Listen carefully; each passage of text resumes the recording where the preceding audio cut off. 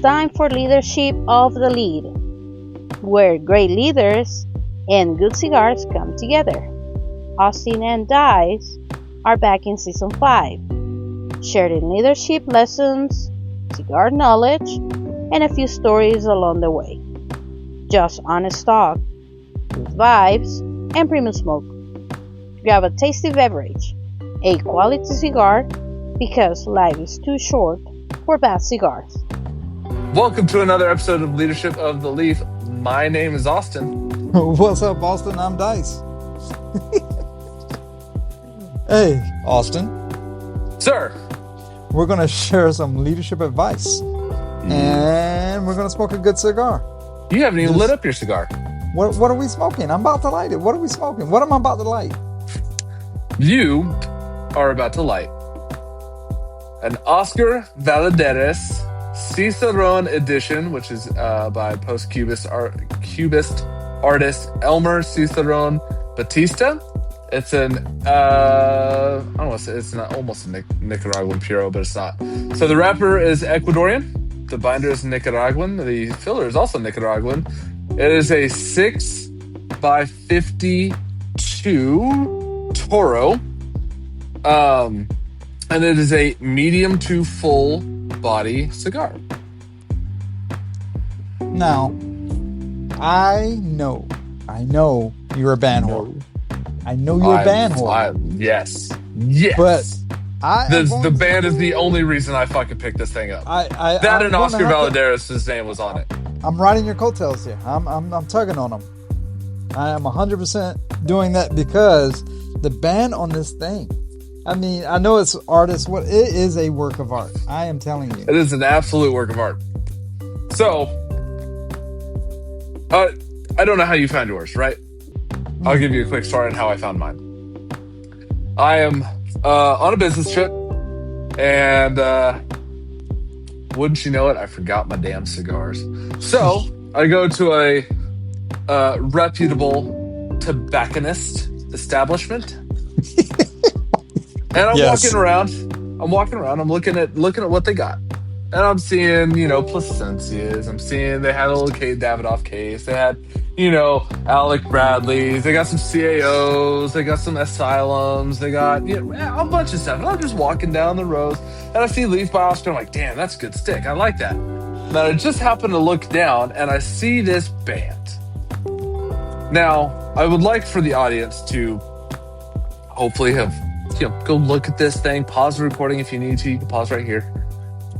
And go look at this band, because this thing is a work of art, and it's wrapped around a cigar. It's even more kind of like striking because it's yellow and blue and green and red, and it's really interesting. When I looked at it, I was like, damn, that's a cigar. That's a very interesting looking cigar band. So I pick it up, and I saw Oscar Valladares, and I said, shit, it's got the band, it's got the name. I got to give this a try. So I picked up two.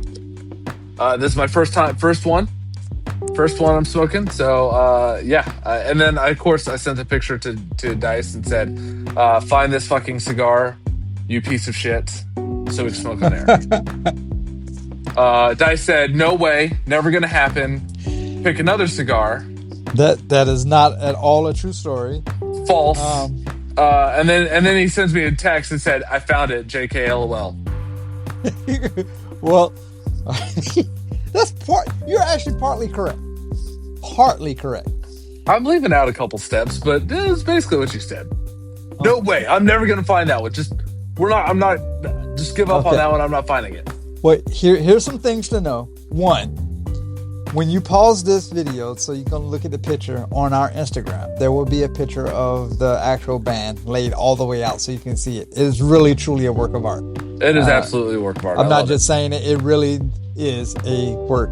Really is a work of art. And it's got a pamphlet on the inside. Yeah, to tell about the whole story. Tell about the artist. So, anyways, continue. 2. Yes. There was an episode that you did send the picture of this cigar for, and I was like, I absolutely cannot find it, because every tobacconist I went to was like, that's too old. That's an old cigar. We don't carry that anymore. Blah, blah, blah, blah, blah. So fast forward to another episode where you send the same picture of the cigar again. You goddamn right. Because it's a work of art, and I wanted to smoke it. And then I just, on a whim, I was like, whatever. I wasn't even looking for this one. I was looking for the other two that you sent a picture of. And then I was like, Roger, this right here. It's like, that's a good cigar, bro. It's like, thanks, Roger. Yeah. So Dice sucks. We could have had this a lot earlier, but, fuck him. No, Roger did not have it the first time I went. Oh. And I do want to say, real quick, the actual band underneath the, if you will, the wrapper of the artwork. Yes. It's still a cool band. Yeah, yes, I will agree. And a picture of that will also be on Instagram. So anyways, so I assume you're pairing yours with Hennessy. Is that kind of, which is it's a work of art. I'm gonna take a note here. Let's take a pause real quick, because I want the public to understand something. So my girl went to get something to drink for me, right? What a sweetheart. Just a small bottle, not nothing big. It was during the work week, small bottle. They didn't have Hennessy, so she grabbed Remy Martin VSOP, which is a cognac, which is a VSOP cognac. So I was like, oh, cool, whatever. Austin, yes. I will tell you without a shadow of a doubt, I understand why I like Hennessy now. I mean, I know why before, but wow. Remy VSOP tastes like insecticide. It tastes like, when they are spraying the fields to make sure they kill all the ladybugs or whatever the fuck, not to eat up the plants, whatever bug. And you happen to walk by and you have to look, oh, caught a whiff of that. Bug spray. That's how that fucking Remy Martin tastes. And yeah, no fucking bueno. Never again. No way in hell. That was the worst cognac I've ever had. Why would you drink insecticide? You don't drink it. You smell it and you get that taste in your mouth. Oh. That's what it tastes like. Whatever that smell was. Oh, okay. Yeah, dude, homie, I'm telling you. Don't do it. Sorry for all the people out there that drank Remy Martin. God bless you. There is no way. I'd rather not drink ever again than drink Remy Martin. Okay. All right. Back to script. Yes, it's Hennessy. No, it's not VSOP. I wish I had some VSOP because this cigar seems like it's going to be a work of art, and VSOP is a work of art. I do know Hennessy VS is not a work of art as much as VSOP. Anyway, what are you drinking, sir? What are you drinking? You actually have a different palate than I do. Yes. I am drinking Dewar's Okay. French cask. It's an 8-year whiskey that was finished in an apple brandy cask. So it's whiskey that was put into an apple brandy cask for 8 years and aged. So it's whiskey. There's no scotch, no rye, no. It's whiskey. It's a Scotch whiskey. God damn it, Austin. So what box do I tick here? Scotch. Just put it under Scotch. God damn it. God. We had a whole episode about this. Whiskey's a large umbrella. Okay, Scotch boy. God damn it, you suck. If you were better at going with the flow, making choices, changing in the middle of when things show up and then have to change plans, you might be able to actually talk about what we're fucking going to talk about tonight on our episode. Well, I know we're not talking about IQ because that wouldn't be worthwhile with sure. you. Yeah, we lost in that one. Shit. My God. We're also not talking about. We're not talking EQ. No, not EQ. How many fucking Qs are there? I don't know. I found a new one. Oh, please share. Please. Tell us the next Q that we're going to talk about. The AQ is the one quotient that really shows up when things go wrong because, let's be honest. Anybody can lead when everything's going right. Yep. But when rubber meets the road, shall we say, or the best laid plans of mice and men, and then things start hitting the fan, shall we say? Yeah. That's where AQ lives. Oh. All right. I see this. I see where this is going. Sorry, I needed a puff of my cigar. It's all good. I do know IQ, intelligence quotient, is about 100 years ago established what it means to be intelligent. I do know that, right? Everybody's like, what's your IQ? Whatever, blah, blah. We talked about EQ. I love EQ. We talk about EQ all the time. Emotional. The broad meaning of emotional intelligence. That's how well you can read and work with others. Both are helpful frameworks for time and context, which emerge by now in the world of influx demands something new, which is what you're referring to. Changing up on the spot, rolling with the punches, so to speak. Yeah. So it's defined as the ability to handle change, uncertainty, and the unknown. So the adversity or agility quotient is your ability to deal with setbacks, pressure, and problems. That answers the one question, really. Kind of when things go wrong, what are you going to do next? Do you fold? Do you blame? Do you freeze? Or, do you adapt, adjust, keep moving forward? Do you see, high Q might get you into the room. High EQ may help connect you with people. But high AQ keeps you standing when everything starts falling apart. And leadership, real leadership, is tested in adversity, not comfort. EQ can help you connect with people and can help you, feel empathy and everything else. But, when shit hits the fan, when orders didn't go out on time or your business suffered a huge setback or whatever, the ability to go, that's fine. We're going to adjust or we'll be fine. And keep calm under pressure, that's AQ. AQ, defined as adversity or agility quotient, is defined as the ability to handle change, uncertainty, and the unknown. AQ is your ability to deal with setbacks, pressure, and problems. It's going to answer one question. When things go wrong, which they're going to do, what are you going to do? Are you going to fold? Are you going to blame? Are you going to freeze in the moment? Or do you adapt, adjust, and keep moving forward? High IQ might get you in the room. High EQ might help you connect with people. But high AQ keeps you standing when everything falls apart, which it invariably is going to do. Shit hits the fan, best laid plans of mice and men, all that sort of stuff. And leadership, real leadership, it's going to be tested when shit hits the fan, or in adversity, not in comfort. Everybody could be an armchair quarterback, but when you got 6 300-pound guys breathing down your neck, and you got to pick a person to throw a ball to. Yeah. What are you gonna do? Yeah.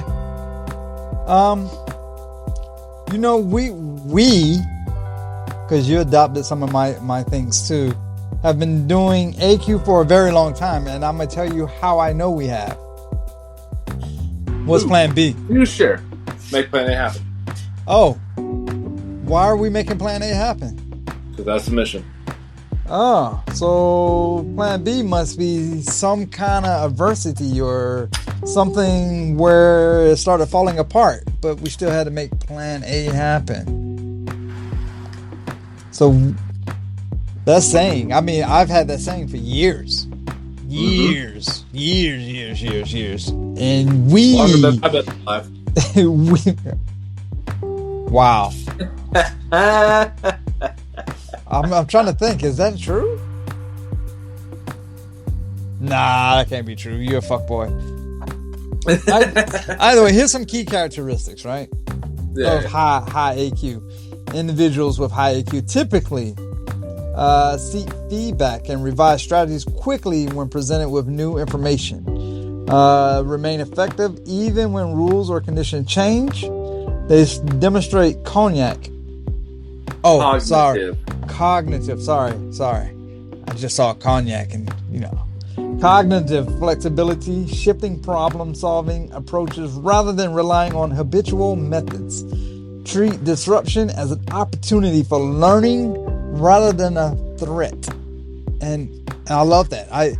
Oftentimes when I'm learning something new, I was like, I don't want to see a good product. I don't want to see good. I don't want to see 100%. I want to see what it looks like when something is wrong, when something's bad. Give me a scenario where it doesn't go right. Right. Yeah, well, that's one of those things where it's, it's always the way we've always done it. Well, the way we've always done it doesn't fucking work anymore. Well, why are we shifting? Why are we changing the method? Like, this has always worked for us in the past. Like, obviously, we got to change and do something new. AI is a great tool, right? It's oncoming, and the AI is going to change the world. It already kind of has. But that's something like you have to have high AQ to sit there and go, I need to learn how to use AI and adapt it into my job, because if I don't, then my job could very well likely get replaced by somebody who either knows how to do AI or AI itself that could just do my fucking job. Like, it can measure statistics and it takes half the fucking time. Yeah. So AQ is a measure of adaptability and the ability to handle change effectively. It encompasses, several key things, right? So the first one is going to be grit.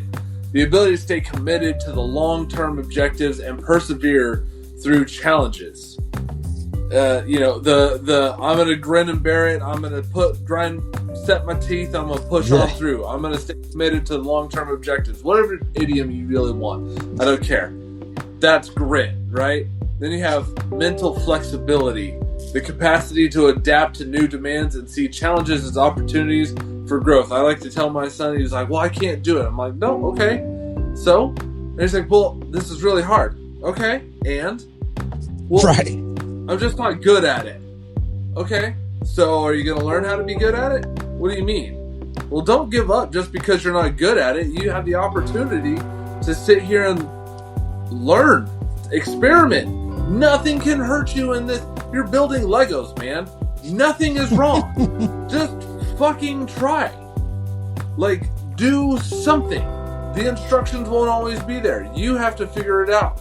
Like, what are you gonna do? And he's 8, so right, I gotta do the right things. But I'm like, don't look at this as a setback. Look at it as a chance to try something new in a risk-free environment. What's the worst that's gonna happen if you fail? My tower will fall over.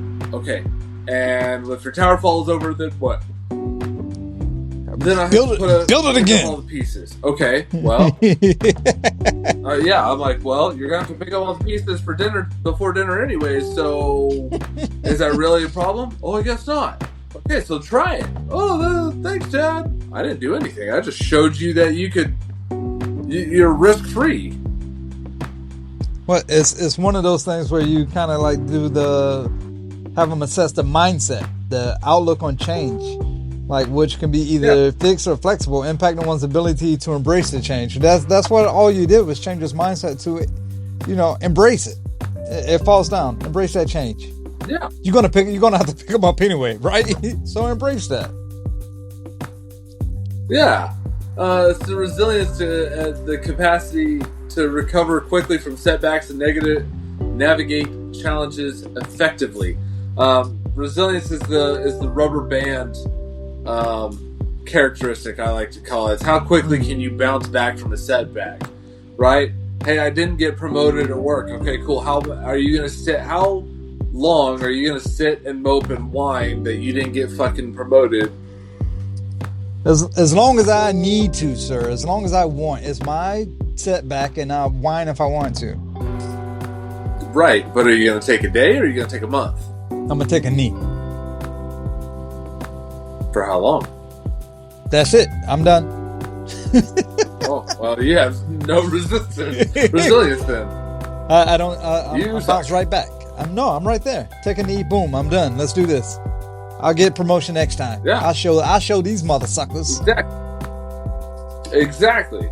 See, that's resilience. Improving your AQ is going to involve developing these skills through personal growth, adaptability training, which can enhance your ability to thrive in ever-changing environments. AQ isn't going to be something that you're born with. It's built. Well, before we share a few of how it's built, why don't you share your first third? I was just sitting here thinking about it. Trying to pick the flavor notes. There's a creaminess to it. I'm just going to say I absolutely am adoring this first third. Not going to lie. I could be jaded from the band, whatever. Oscar, however you want to look at it. But creaminess, I agree. Cedar, definitely agree. And some nuttiness to it. I don't know how strong your nuttiness is because I know Hennessy counteracts like nutty like profiles. So mine is a light nutty, like slightly toasted nutty, however you want to look at it. But yes, those three pictures you just gave, I would hit them all out the park because I agree with every single thing you said. Yeah, no, I agreed with your earlier statement. I'm enjoying the shit out of this cigar. But, all right, how do we build AQ, Dice? That's what I want to fucking know. All right? You want to reframe from problems. It's one of those situations where you, like, fuck, why me? Why the fuck me? You want to refrain, you want to stop asking that type question and start asking, okay, I know I want to say why me, but I'd rather ask, what is this teaching me? How can I use this? Wow, I can't believe this is happening to me. How can I use this? What is this teaching me right now? Well, like, you know, let's say you didn't get a promotion at work, right? Yeah. And somebody else got a promotion. Maybe they're a little bit more senior than you are. Instead of being like, well, why didn't I get the promotion? Go, all right, what is it that he has that I didn't have that got him promoted or her promoted, right? Whatever it is. Like, what can I take from this experience? Let me look at what's their breadth of experience, right? What's their breadth of experience? Do they have awards? Are they buddy with the boss? And that's the only reason they got it? Well, if that's the case, then maybe it's time to look for a different job, right? Are they, did they take on a bunch of special projects that you weren't aware of? Do they put in more overtime hours? Do they stay later? Did they go golfing with the boss on the weekends? I don't know, right? What did they have that I didn't have that got them promoted? Okay, once you find out, instead of saying, why me, go, oh, that's what they had that I didn't have. To be able to get promoted, maybe I should follow in the path. Whatever that is. And if it's not if for whatever reason, let's say you're in a toxic work environment and they played golf on the weekends and they were buddy with the boss and you're like, I can't do that because I have pride and integrity, then maybe it's time to move work centers, right? Maybe start looking for a different job. I don't know. But you can also do this by controlling your response. You may not control the situation, but you can control your reaction. That's your power. Back to stoicism. We talked about stoicism and leadership. Yeah. Control your response. What's the only thing that you can control in this life is yourself. If you can master your self, then you can be in control of everything. I can't control that I got into a car wreck because some dickhole ran a red light. I was doing everything right. I can't control that. What I can control is making sure that I'm not getting pissed off and showing my kid a bad example of how to react when something bad happens to you. I can immediately get out of my car and be like, hey man, are you okay? Are you okay? Is anyone hurt? Let me call 911. I have empathy. Yes, they just hit me. Yes, you think I should be mad? I don't care about the car. The car is replaceable. I care about the human lives. So Wow. I'm controlling my response to the situation. Well, I was going to flip the analogy back to your kid, but wow, you went a little dark there. I don't know if I want to put that in the same realm. What?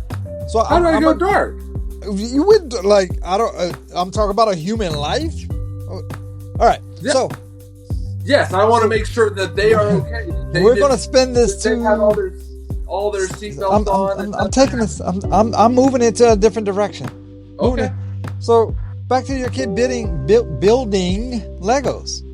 Yeah. The tower falls. He can control his response. Like, I know, for me, frustration, the tower falls. I want to fucking kick the Legos across the room. But if I do that, I might lose one, and I would never be able to build a tower again because I just lost a Lego. So if he can control his response, like, Dad, I'm very angry right now. I understand you're angry. But what does the instructions say? Well, I've been following the instructions each time, and it keeps falling over, and I'm like, why me? Why the fuck me? Why does my tower keep falling? So maybe the instructions is missing something small. Maybe you need to adapt, change, and flip the game plan a little bit, change it up a little bit, and see what's going on. So what is that teaching you? Something in the instructions is not quite right. So now you're going to change that or do something different, because if you keep doing the same thing over and over and expect to get the same response, that's insanity, right? So not only did you fix the why me part, you're going to control your response after the tower falls. You don't want to get angry about it. Like, okay, deep breath, something's wrong, assess the situation, coach, and then you're going to, lean into some of that discomfort of rebuilding that same tower that you just built 5 times that failed 4 times. Avoiding adversity weakens you. Facing it builds you, just like a stronger cigar. That's not for beginners. You want to crawl before you can walk. These type of situations. So look into the discomfort of what it is. Control your response. Change up the why me so you don't continue to keep doing the same.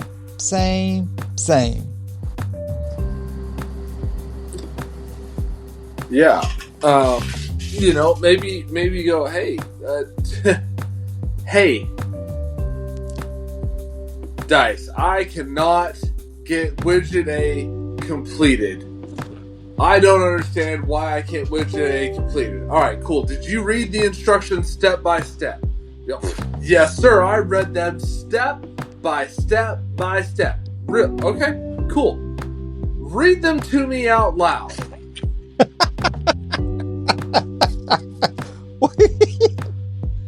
I'm laughing because this is a real world And then scenario. they start reading them. They start reading them and they go, oh, shit. I figured out where I fucked up. Oh, I'm so glad that you figured that out. I'm going to walk away now. Oh, man. Why you do that? Why you did that? Why did what? Hey, I'm just saying, that is an absolute... And I'm going to go ahead, and the funny thing is I've heard you do it to someone. I've heard you do it to someone, too. You're fucking right, I did. And then You're fucking right, I did, because I knew that they was wrong. It's funny when you do it, because you can see, as they're reading it, you can see the exact aha moment when they read something that they did not do. Yeah, and then they get sheepish, and they're like, oh, fuck. Anyway, what's that? What's the problem? Alright, I'm gonna walk away. Alright, thanks. But number 4, you gotta shorten your recovery time. Things are gonna knock you down, right? Like Chumbawamba said, he gets knocked down, but he gets up again. That's life. But how fast do you get up? That's AQ. Huh. You're gonna get knocked down in life. The question is not if, it's when. But the question of how fast you're gonna get back up and you're gonna get back and, back to doing whatever you need to do. That's your AQ right there. So developing AQ, unlike IQ, AQ is not fixed. It can be strengthened through exposure to structured challenges and unfamiliar situations, supportive feedback loops and reflective practices, and deliberate practice in managing ambiguity and shifting perspectives.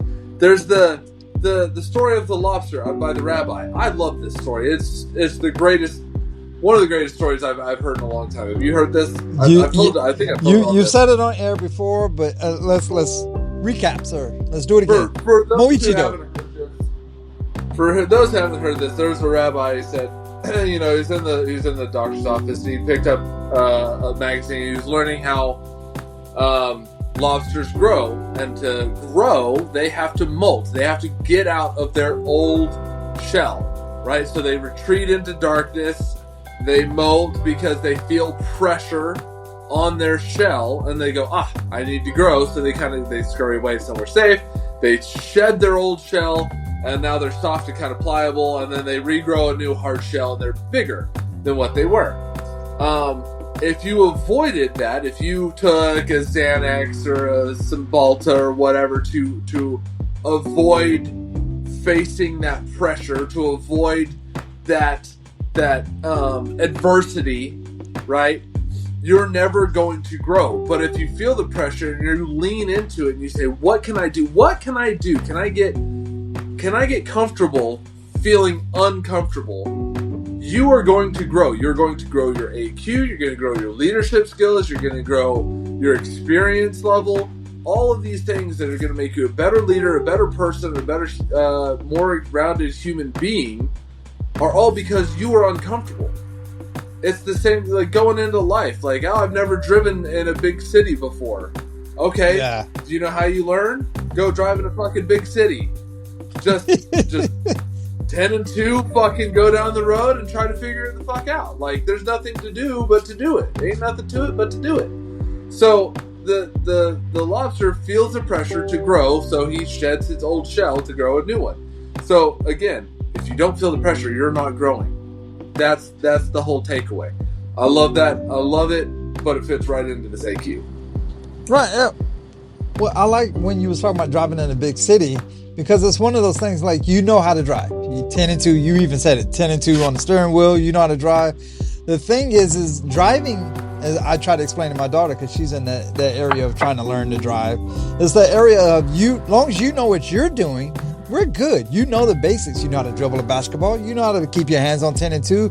You know how to ride a bike. This whole thing, the AQ part of that whole process is, okay, the motherfucker in the left lane, what is he doing?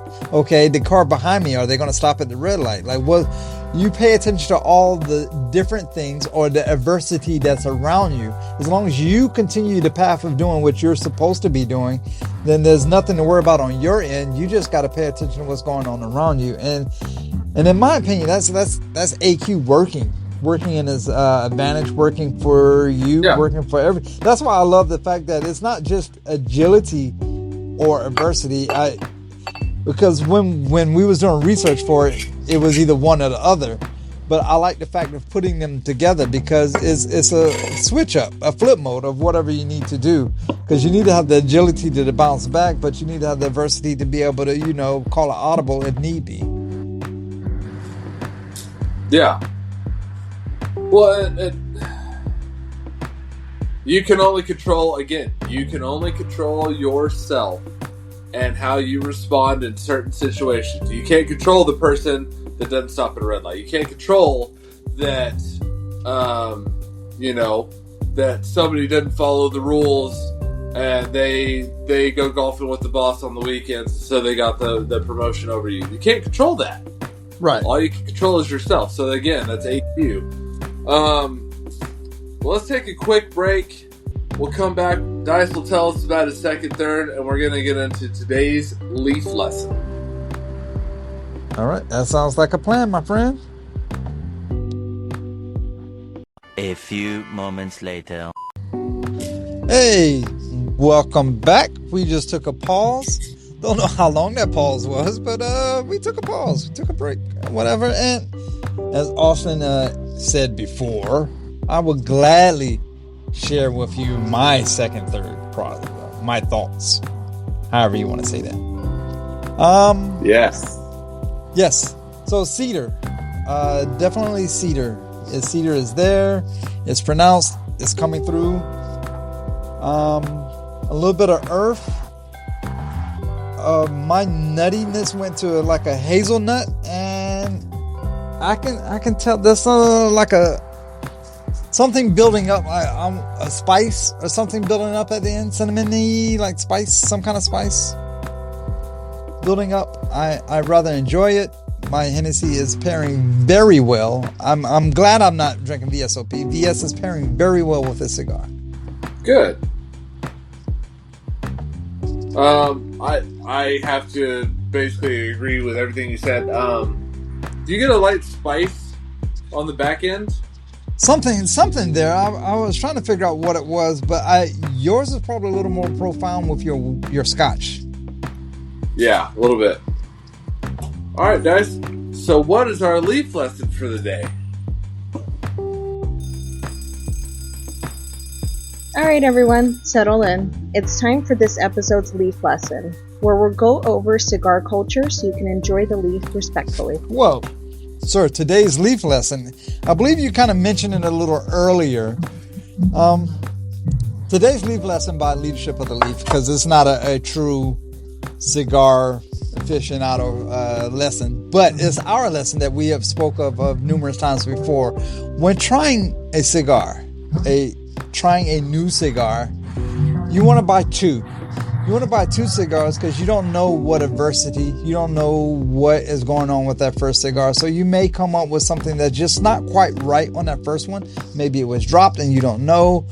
Maybe it has a stem or stick or something you don't know. So to combat that, you want to buy two. If you buy two cigars from the same batch and you have the same problem, then maybe that cigar is just not your cup of tea. But I will guarantee you at least have a small window in that cigar. So today's leaf lesson is, when trying a new cigar, at a minimum, you should buy two. I agree. And you should also not ash on yourself. Asshole. Fuck it. Do you? I'm just, because I know I do.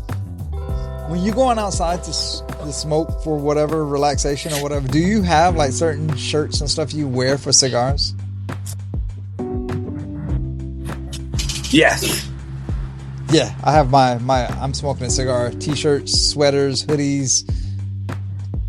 I have a line of I'm smoking a cigar shirts. So there, you got two leaf lessons in one. Same.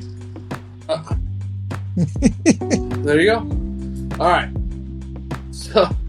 So let's get back to AQ. So there's 4 AQ archetypes. Identifying which archetype you fit the most with can help you understand the skills that you have at your disposal for handling stress, solving problems, and tackling crises. So the first archetype is called the neurosurgeon. Alright, so if you know what habits work for you and you stick with them, in your personal relationships, you're going to value people who have known you for the longest time. You'll take calculated risks if there is a solid plan in place.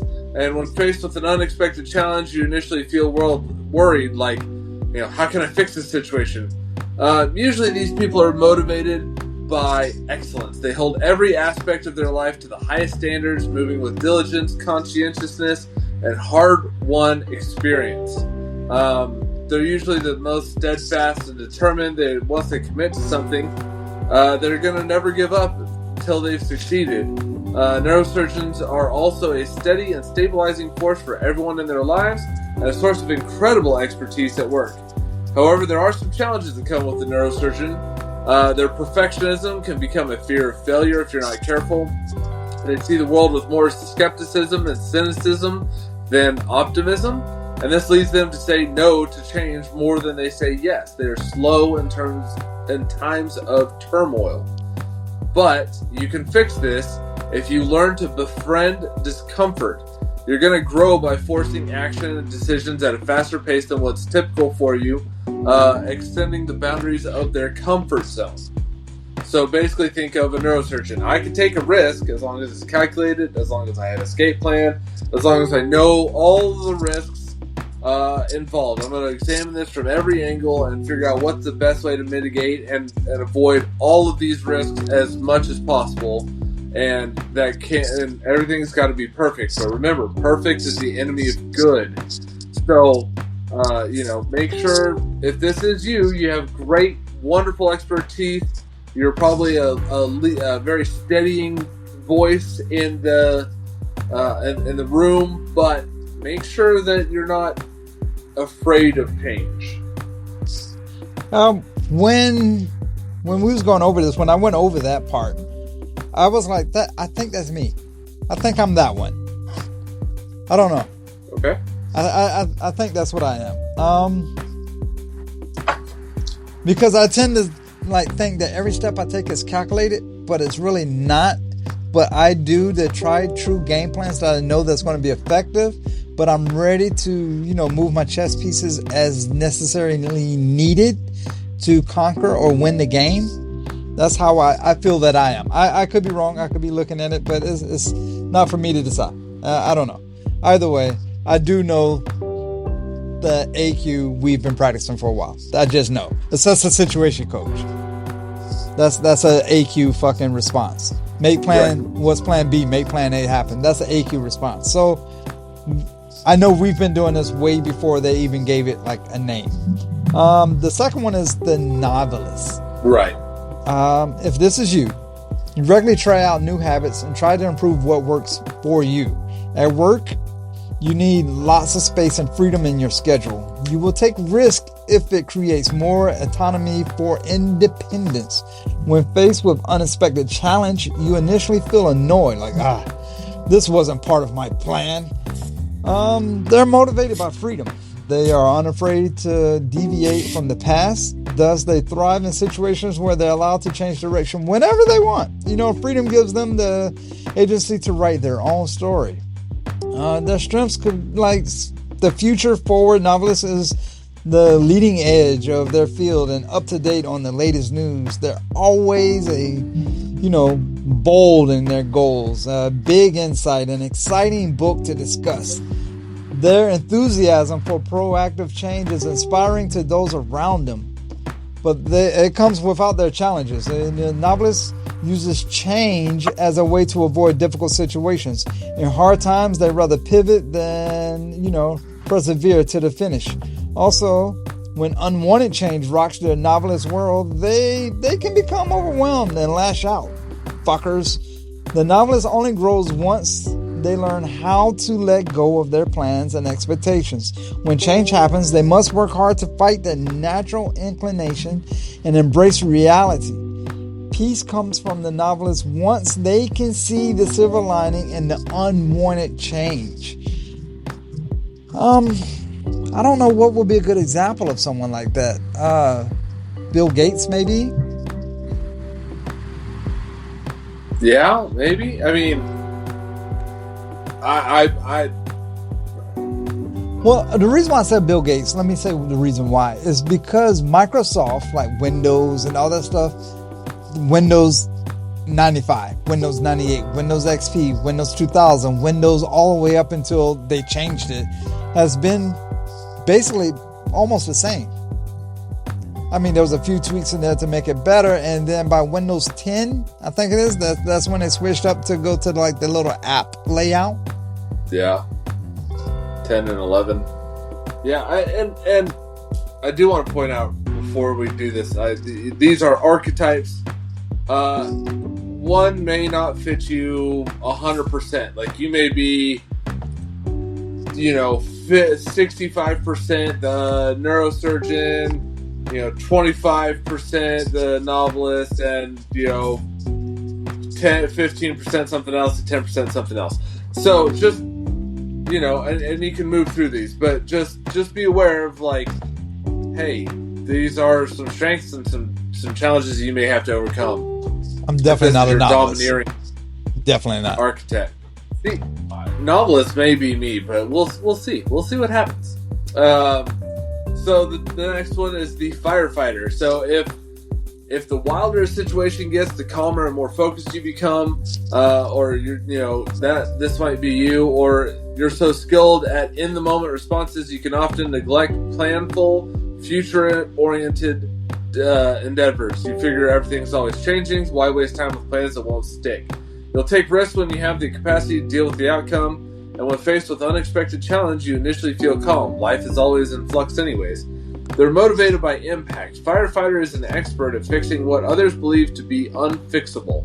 Doing work that rarely matters is a necessity, and they thrive on seeing tangible results of their efforts. The firefighter excels when most people would feel stressed out, anxious, or paralyzed. They have an upbeat attitude and a calm demeanor. They see possibility in impossible situations and aren't deterred by setbacks and surprises. In fact, these shocks keep the firefighter's mind sharp and alert. However, all the time spent fighting fires leaves very little room for intentional and strategic thinking about the future. Because they do well in emergencies, the firefighters can tolerate high levels of stress and sometimes may create more chaotic situations because that's where they feel comfortable.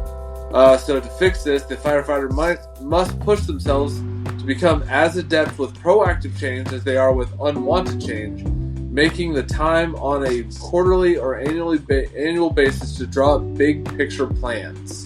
The firefighter, I've met a lot of the people that's in this firefighter realm of thought process.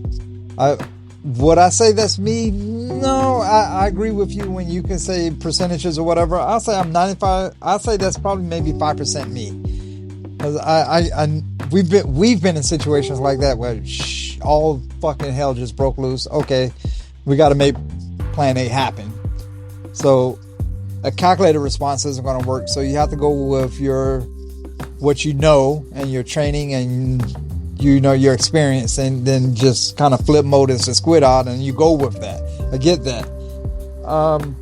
But I know we met some firefighter types in our time frame, and when you was going over that, the only thing that entered my head was that one of the laws of 48 laws of power, I'll say it right eventually, where you got to stir up waters to catch fish. And this seems like that type of scenario where the whole objective is to catch fish, whether you use a fishing pole or whatever, but you're going to stir up the water.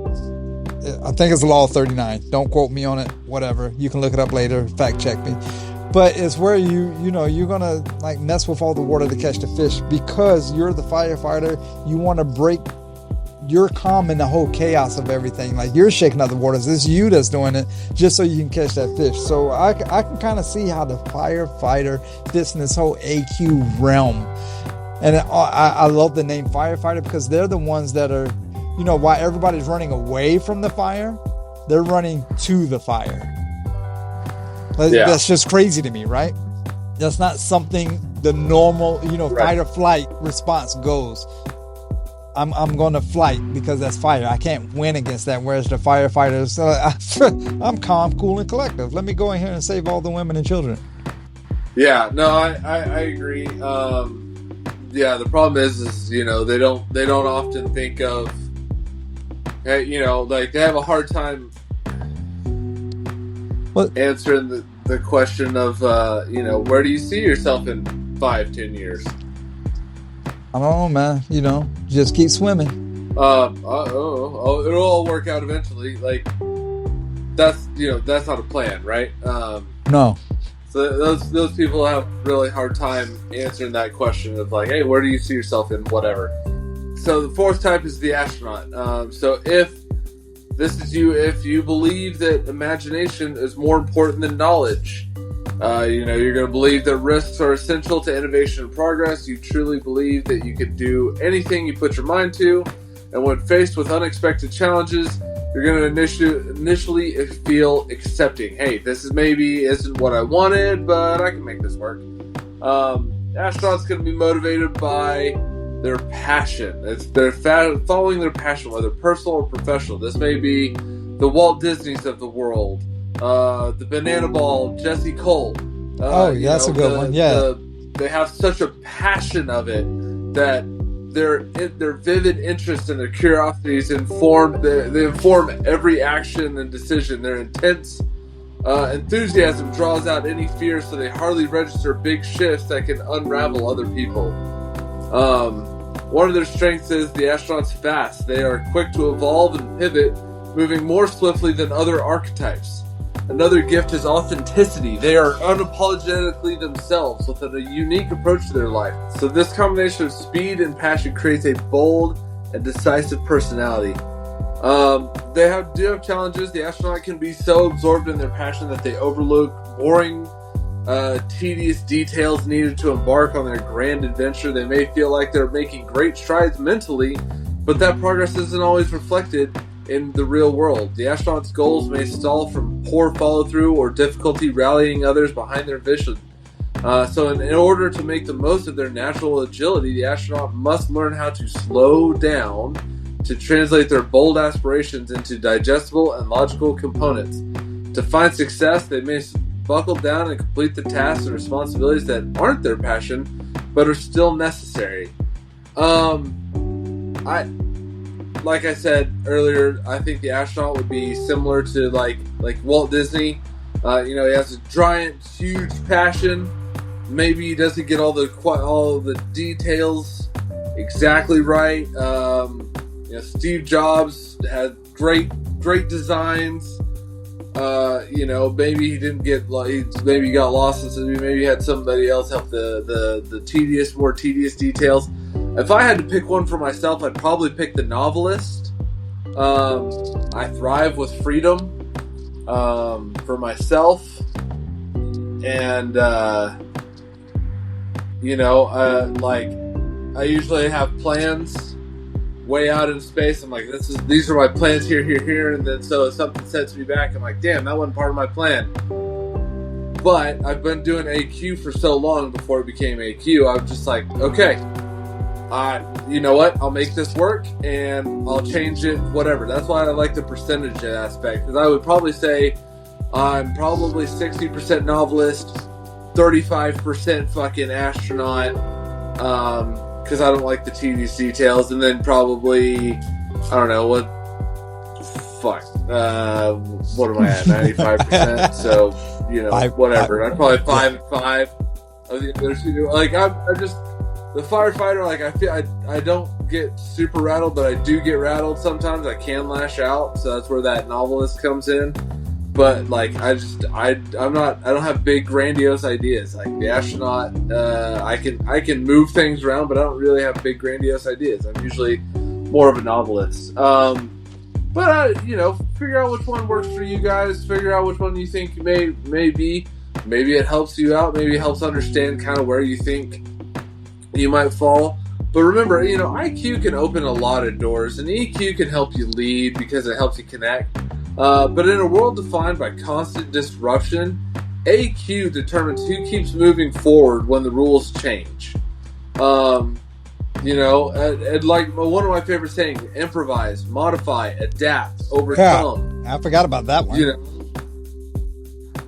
That's one of my favorites because the only thing certain in this world is change.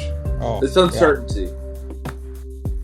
Yeah. That's what it is, and if you're assuming that, I'm going to do this, and this is going to happen, and this is going to happen, and then this is going to happen.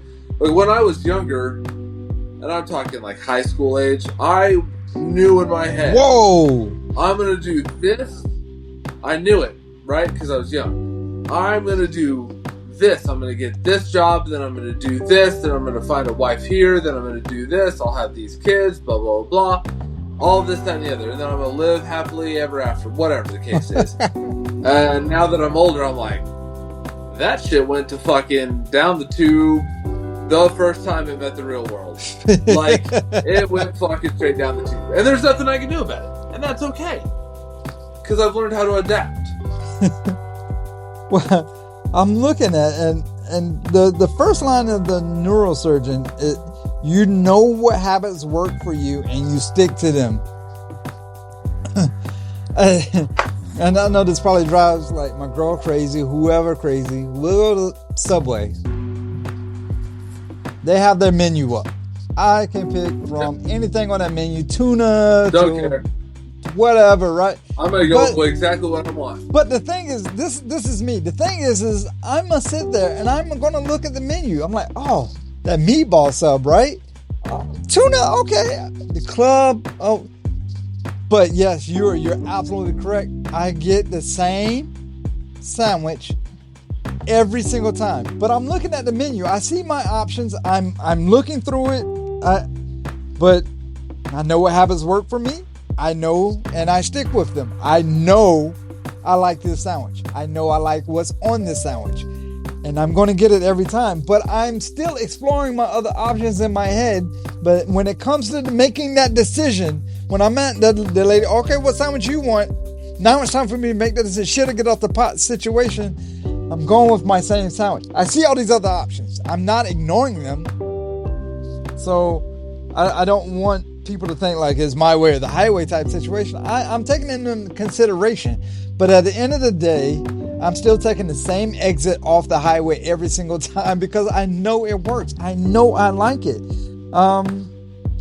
And I do value people that I've known for a long time. I do know I value your opinion. I have called you with simple questions, be like, hey, Austin, I value your opinion. I know you for a long time. Well, almost 18 years? I don't know how long. That is too fucking long for all I know. I'm gonna retire from you sooner or later. But I value your opinion. Shit, good luck. Well, I value the opinion of those people that I've known for a long time. Someone I met just 2 weeks ago, I'm not going to really consider what their thought process is because I don't know your thought process. I don't know me. So when I'm faced with unexpected challenges, initially I feel a little worried. And then I think, well, how can I fix this? Like, oh shit, we were supposed to do this. That fucking broke. What can I do? Okay, I got it. Let's do this. I'm going to work around it. I understand this piece is broke, but we can make it happen by this, and this. That won't work. It might work. Let's give it a try. If not, we will adapt and overcome.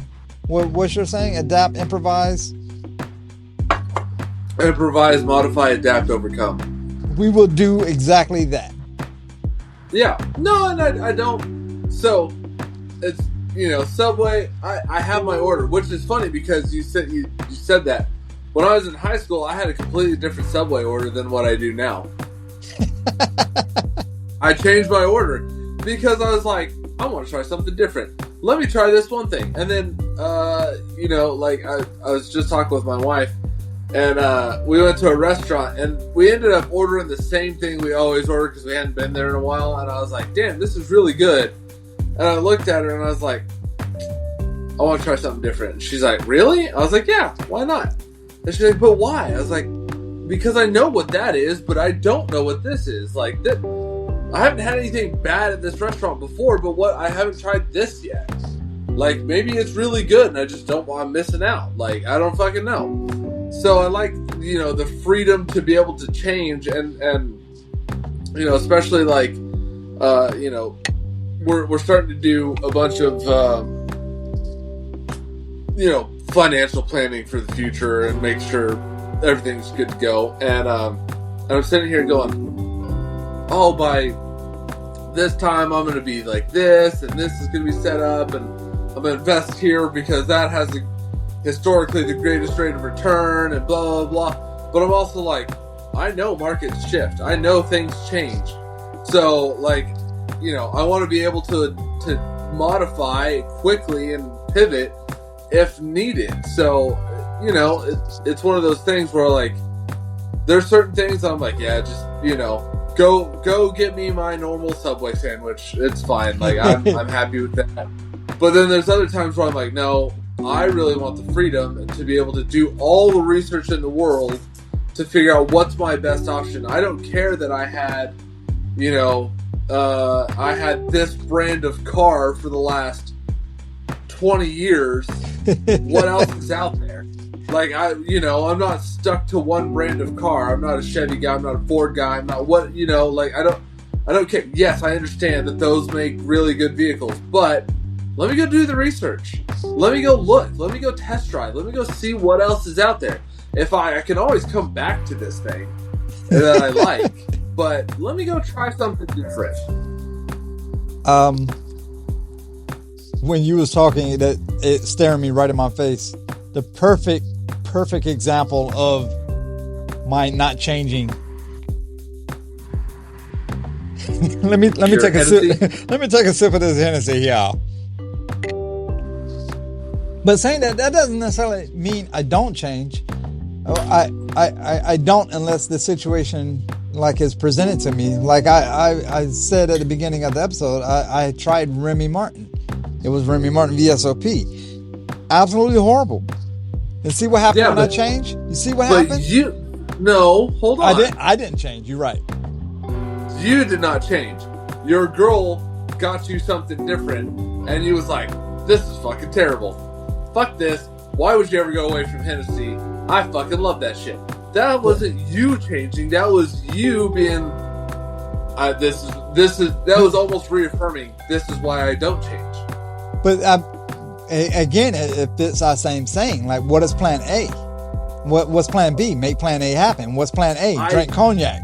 Plan B, I got you some cognac, but it's not the same cognac you've been drinking. All right. Well, Plan A was to drink cognac, so I'm drinking that cognac.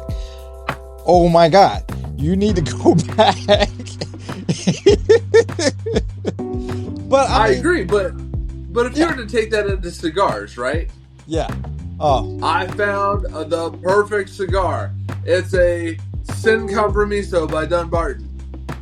That's what I fucking smoke. I'm gonna smoke that every goddamn day. Like, no, we gotta try something different. I like to go by the bands.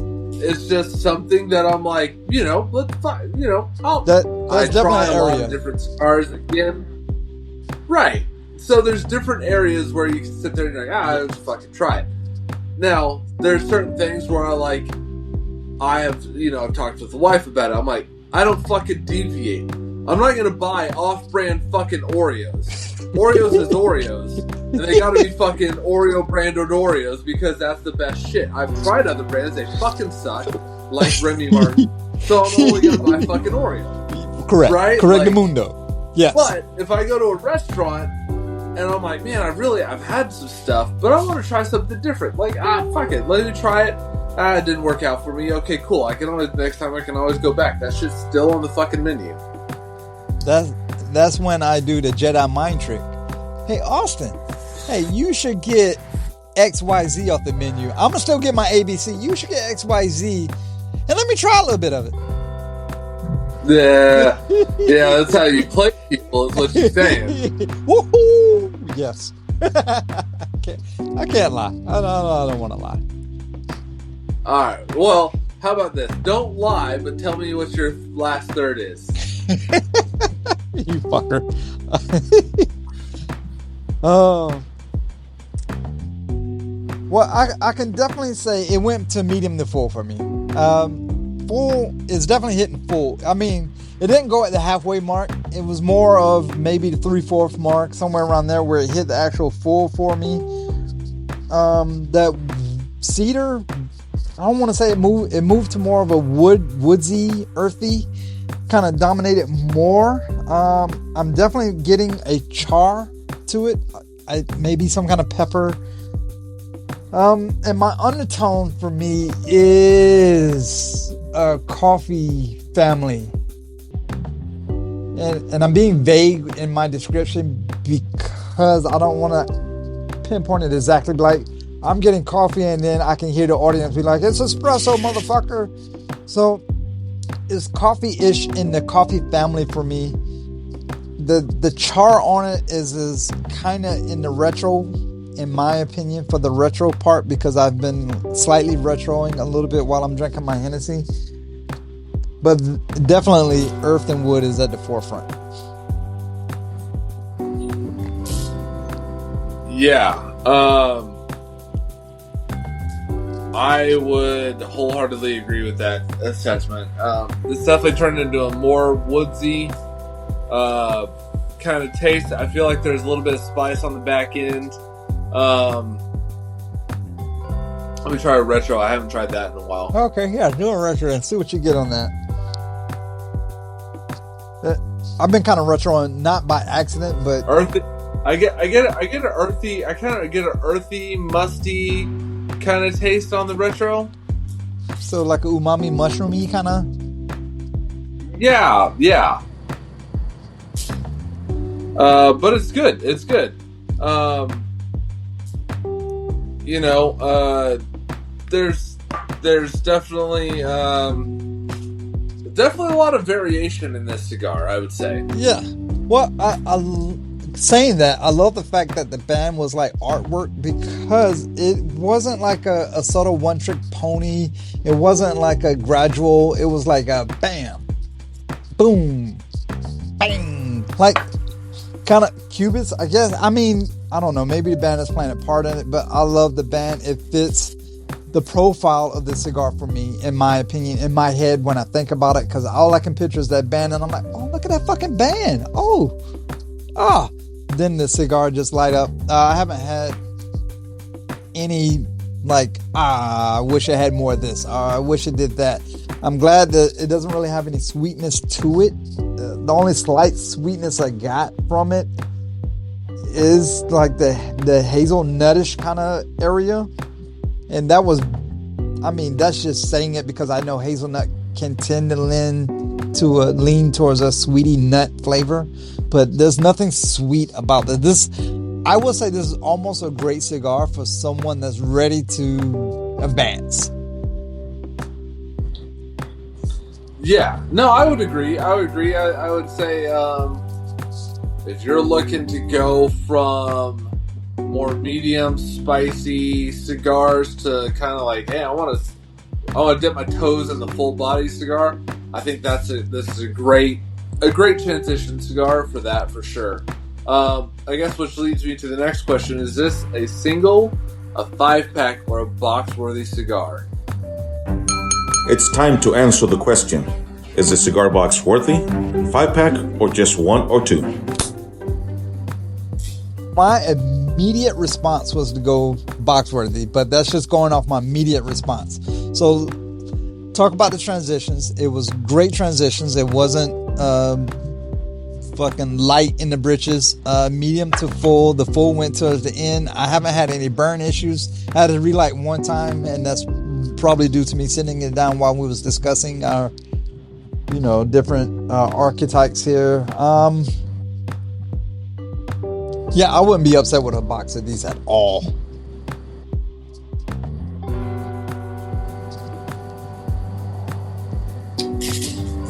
So I have to agree. This is going to be a box-worthy cigar for me. I wish I had paired this with a cognac, different whiskey. Like I wish that I wish that I had paired this with a less sweet whiskey. Something a little bit more peaty, oaky, smoky type whiskey. And I feel like that would have been a phenomenal pairing. I do have one more of these in my humidor, and I probably will smoke that with something a little bit more peaty and smoky on this. But I would not be upset if I had a box of these. One, the artwork is phenomenal. It's a gorgeous artwork. Again, the band is even dope after you pull off that artwork. Which was a surprise.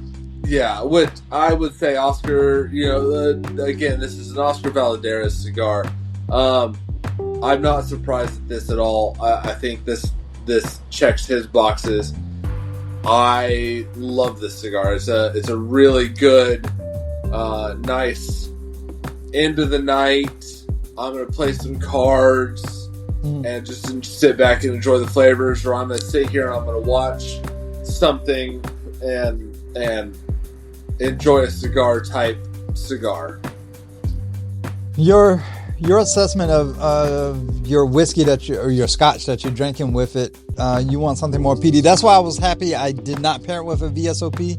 My thought process was VSOP because it's artsy, and I was like, VSOP is more of a higher level and it should go well with the cigar. VSOP has a more vanilla to it instead of kind of a floral, fruity, dried fruit like VS does. So I'm glad I went with VS. Another Hennessy for me that probably paired very well with it would have been XXO. which has more of that barrel char, that French oak to it, which will probably pair very well with it. So we'll probably pick up another one of these just to give it a try with XO or even XXO Hennessy. I will gladly share my thought process once I do that. But yeah, I'm glad I chose VS. This is a great smoke. I'm not going to say phenomenal, because phenomenal for me is one of those like, stop what you're doing right now and go get the cigar. It's not a stop what you're doing right now, go get this cigar. But if you do see this cigar, I would definitely pick it up. 100%. Yeah. I think Redbreast would pair very well. Oh, yeah, you're right about that. Yeah. I think that would be a phenomenal pairing. Even regular Jameson would probably be another good pairing with it. I was thinking Aberfelter when you was talking about your whiskey. A little bit smokier and peatier. Yeah, just out of what I think. But again, great smoke. I'm happy I have another one. I can't wait to smoke it. I could definitely smoke a box of these and not be upset. There's two things I want to mention as we're closing.